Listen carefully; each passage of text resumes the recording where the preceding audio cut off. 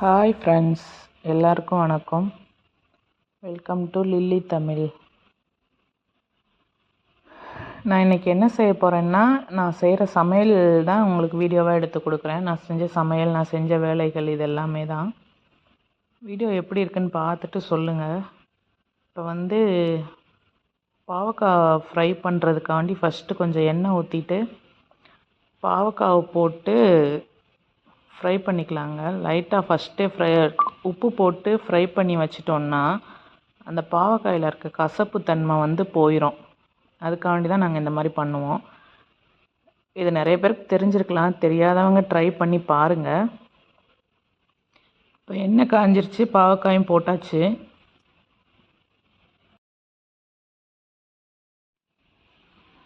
இப்போ அப்படியே வதக்கிக்கலாம். ஒரு 5 நிமிஷம் கொஞ்சம் நல்லா வதக்கிட்டு அது தனியாக எடுத்து வச்சிடலாம். அதுக்கப்புறமா நம்ம எப்பயும் பொரியல் பண்ணுவோம் இல்லையா, அதே மாதிரியே நம்ம பண்ணிக்கலாம்.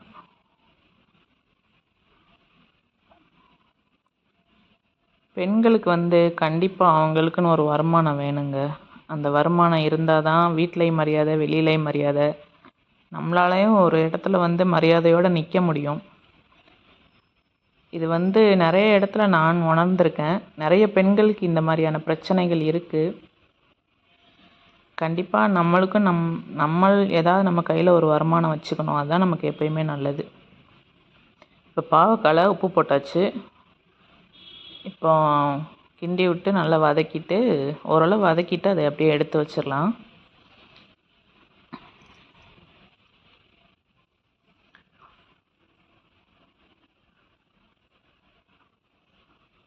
நான் வீடியோவில் நான் பார்க்குற வேலைகள், நான் வீட்டில் என்னெல்லாம் செய்கிறேன், இது எல்லாமே தான் உங்களுக்கு நான் வீடியோவாக கொடுக்க போகிறேன். நீங்கள் அடுத்தடுத்து வீடியோவில் பார்த்துட்டு எப்படி இருக்குன்றதை சொல்லுங்கள். என்னோடய வீடியோ பிடிச்சிருக்கான்றதையும் நீங்கள் கமெண்ட்டில் சொல்லுங்கள். இப்போ நம்ம பாவக்காய் எடுத்து வச்சிடலாம். அடுத்து கருவாடு குழம்பு தான் செய்ய போகிறேன்.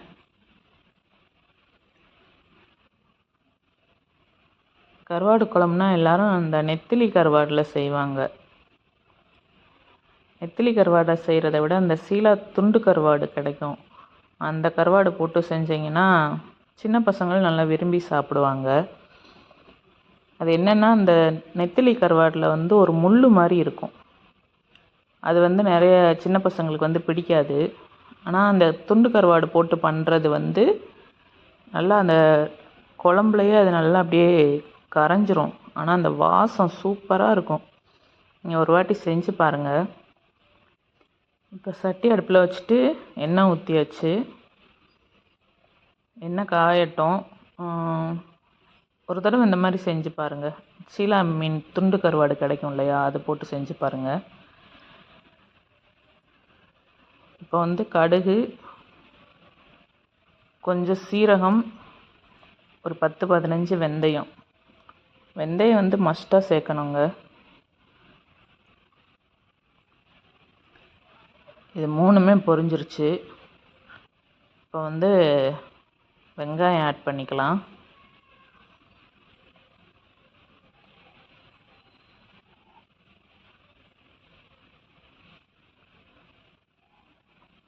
வெங்காயம் ஓரளவு நல்லா வதங்கி வரட்டும்.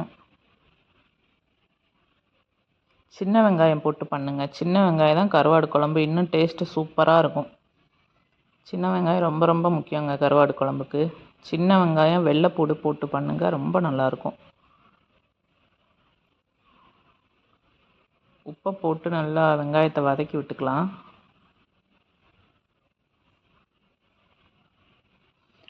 பொண்ணு காலேஜ்லேருந்து வந்திருந்தா, கருவாடு குழம்பு வேணும் வேணும்னு வந்ததுலேருந்து கேட்டுகிட்டே இருந்தா. சரி, அதான் போகிறதுக்குள்ளே வச்சிருவோம் அப்படின்ட்டு தான் வச்சேன். இப்போ தக்காளி ஆட் பண்ணிக்கலாம். தக்காளி நல்லா தக்காளி இருக்கிறதே தெரியக்கூடாது. அந்த தோல்லாம் நல்லா மசிஞ்சு வந்துடணும். எங்கள் வீட்டில் என்ன செய்வாங்கன்னா, தக்காளி லைட்டாக தெரிஞ்சால் அதை தூக்கி அப்படியே தனியாக வச்சுருவாங்க. அதனால் நல்லா மசிகிற அளவுக்கு நல்லா வதக்கி விட்டுக்கலாம்.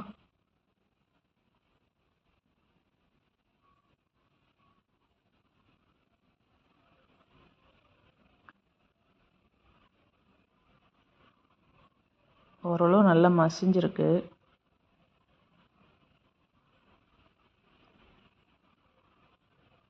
என்ன மாதிரி வீடியோஸ்லாம் போடலான்னு நீங்கள் சொல்லுங்கள், நான் அதுக்கு தகுந்த மாதிரியான வீடியோலாம் கொடுக்குறேன்.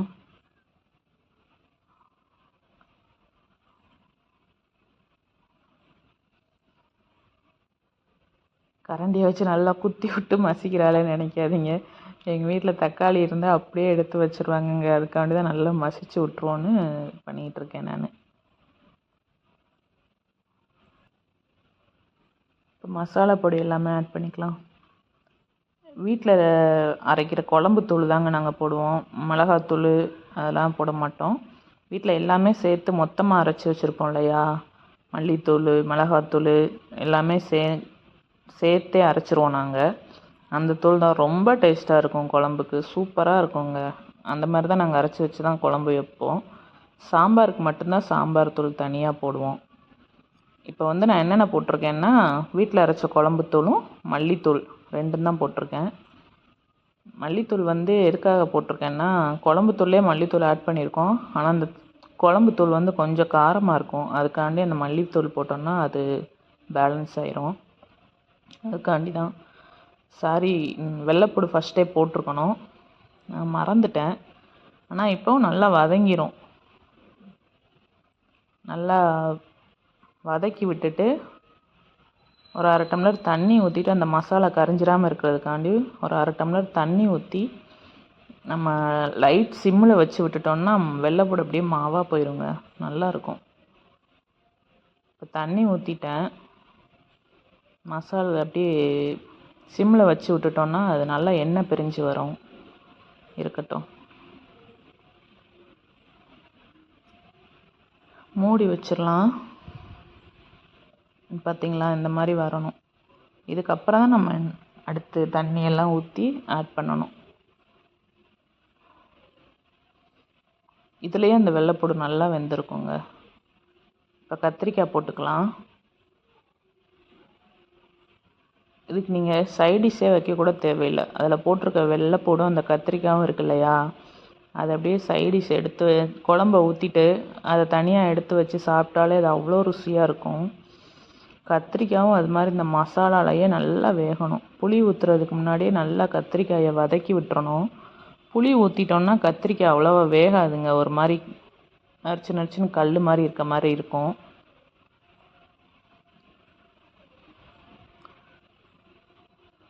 ஒரு 5 நிமிஷம் நல்லா கத்திரிக்காயை இந்த மசாலாலையே வதக்கி விட்டுறலாம்.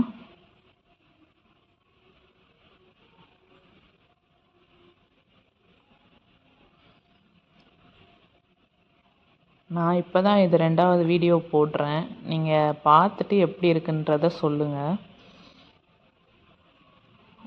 ஒரு சில இடத்துல பேசுகிறது கூட சரளமாக வரமாட்டேங்குது எனக்கு. போக போக கற்றுக்குருவேன்னு நினைக்கிறேன், பார்க்கலாம்.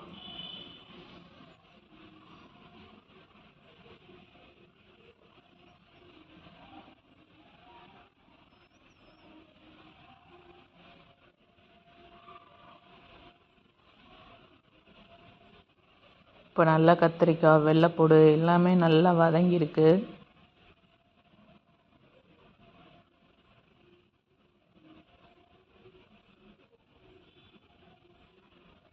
பார்த்திங்களா, நல்லா சுருண்டு வந்துருச்சு. இந்த அளவுக்கு வதங்கணும் கத்திரிக்காய். இப்போ நம்ம அந்த குழம்புக்கு தேவையான தண்ணி ஊற்றிக்கலாம்.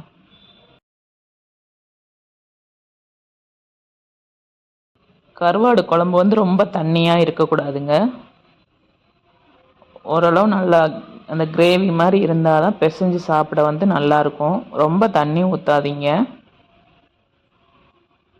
இப்போ தண்ணி ஊற்றியாச்சு, மூடி வச்சிடலாம். பார்த்திங்களா, கொதி வந்துருச்சு.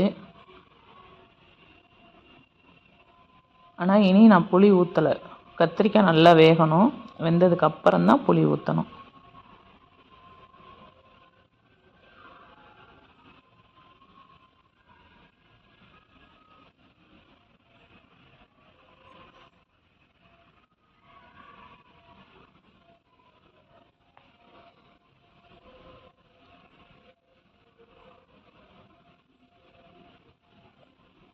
இப்போ புளி தண்ணி ஆட் பண்ணிக்கலாம்.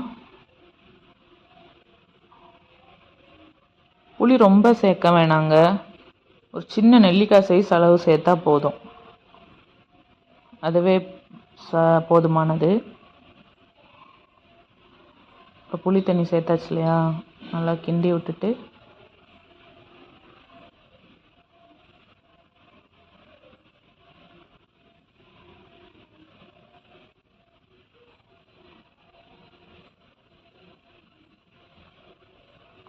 இந்த ஸ்டேஜில் உப்பு, புளிப்பு, காரம் இது எல்லாமே எப்படி இருக்குன்றதை செக் பண்ணிடுங்க.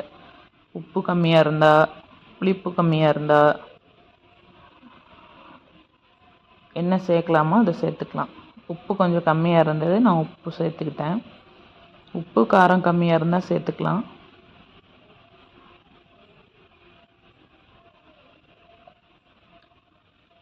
இதாங்க சீலா துண்டு கருவாடு, அப்படியே மாவாக போயிடும் குழம்புல போட்ட உடனே. இதை சுடுதண்ணி ஊற்றி லைட்டாக நல்லா இது பண்ணி கழுவிடலாம். இப்படி செஞ்சோன்னா அந்த கருவாடில் ரொம்ப அந்த உப்புத்தன்மை இருக்கும் இல்லையா, அதுவும் குறைஞ்சிரும். சூப்பராக இருக்கும் குழம்புல போட்ட உடனே.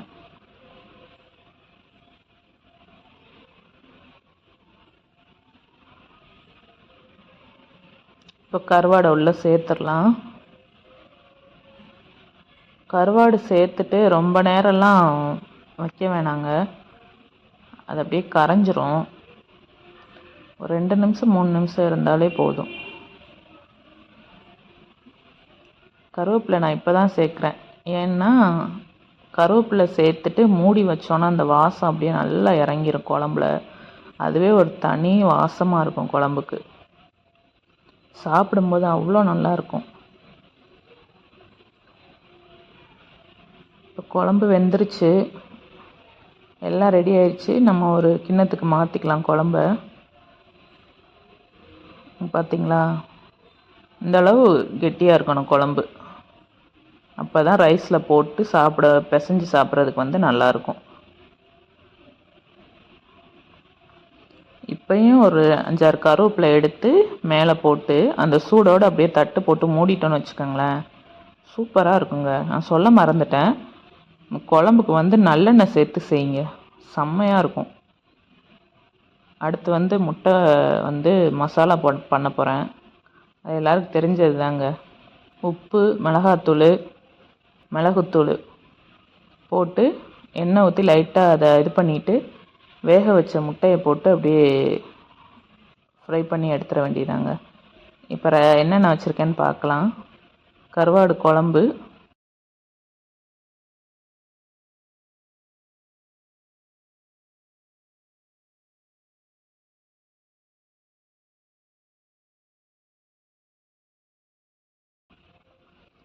இந்த முட்டை ஃப்ரை,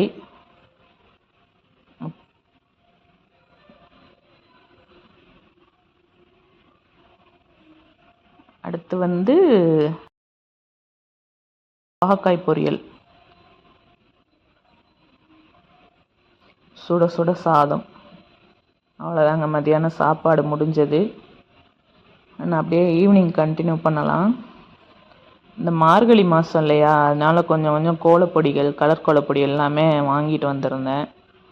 அதுதான் சரி டப்பாவில் தட்டி வச்சிடலான்னு சொல்லிட்டு தட்டிகிட்ருக்கேன். இந்த ஒரு பாக்கெட் 20 ரூபாங்க. குட்டி பாக்கெட் இருக்குது, அது ரொம்ப கம்மியாக இருக்கும், அது 10 ரூபா. இந்த பாக்கெட் 20 ரூபா. இது கொஞ்சம் நிறையாவே இருக்கும் பொடி. தினம் மார்கழி மாதம்னா கலர் கோலப்பொடி போட வேண்டியது இருக்கு இல்லையா, அதனால் இந்த மாதிரி மொத்தமாக வாங்கி வச்சுக்கிறது.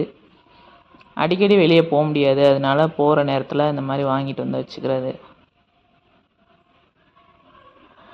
பெண்கள்னாலே வீட்டில் எல்லா வேலையுமே பார்க்குறோங்க, ஆனால் நமக்கான டைமிங் மட்டும்தான் கிடைக்க மாட்டேங்குது. இப்போ எல்லா வேலையும் முடிச்சுட்டு கொஞ்சம் அப்படியே டயர்டாக இருந்தது. சரி ஒரு காஃபி குடித்தா நல்லா இருக்குமேன்னு சொல்லிட்டு அப்படியே காஃபி போட்டுட்ருந்தேன். யார் யாரெல்லாம் காஃபி லவர்னு சொல்லுங்கள், எனக்கு காஃபின்னா அவ்வளோ உயிருங்க, ரொம்ப பிடிக்கும். அப்படியே ரிலாக்ஸ்டாக ஒரு காஃபியை போட்டு போய் உட்காந்து குடிச்சிட்டு